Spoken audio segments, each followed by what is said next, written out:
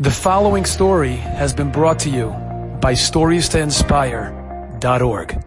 There is a tzaddik known as the Chabina Rav. The Chabina Rav was someone who had an extremely sensitive sense of smell. He could smell if a guy took a shower or not, like 30 feet away. He was very, very finicky of smell.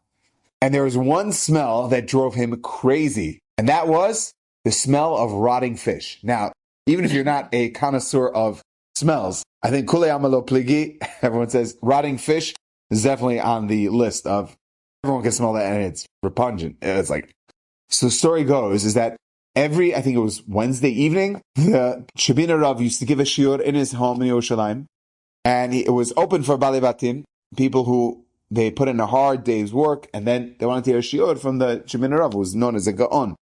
And the story goes, there was a person who was a fishmonger.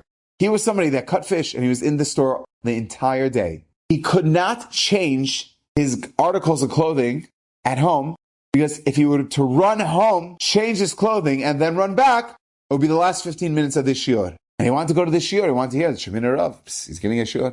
So he used to come in reeking like bad fish. And guess where he sat next to? Right next to the Chabina Rav. Now, you have to understand something. The Chabina Rav had a very sensitive smell.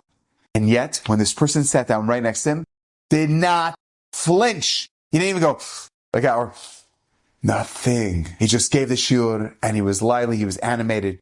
So after the shiur was over and the fishmonger left, one of his family members came and said, "Do you have a cold, perhaps?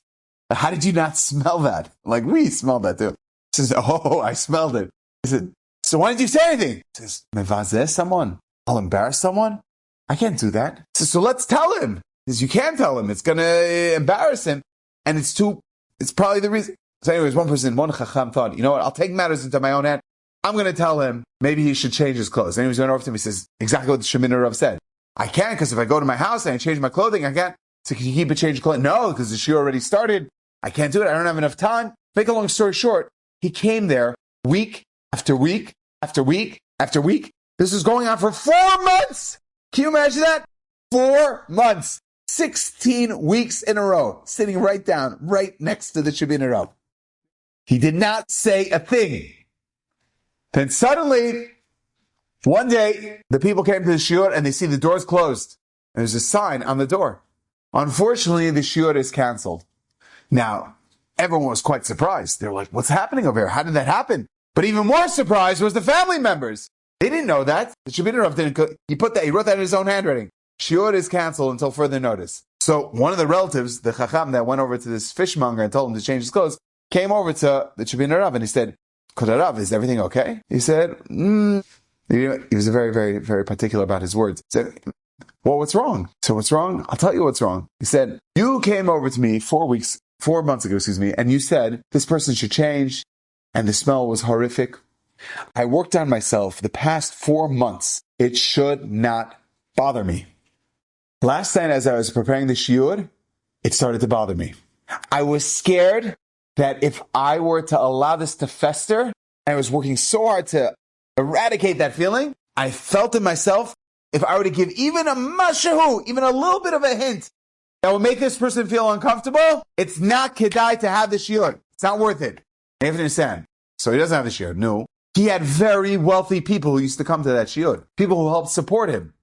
And if he stopped that, they'll be like, "I have nothing to do with you. You're not helping me. You're not giving me a shiur." And he stopped that to protect the integrity, the feelings of this man. They shouldn't even feel maybe looking at it a little differently. For someone. And then the story goes that the people who gave support, they gave even more. They looked for other ways to give him. Amazing. Gadolei Yisrael, how they think of other people and they allow other people to have that latitude not to make other people feel bad. Enjoyed this story? Come again. Bring a friend. StoriesToInspire.org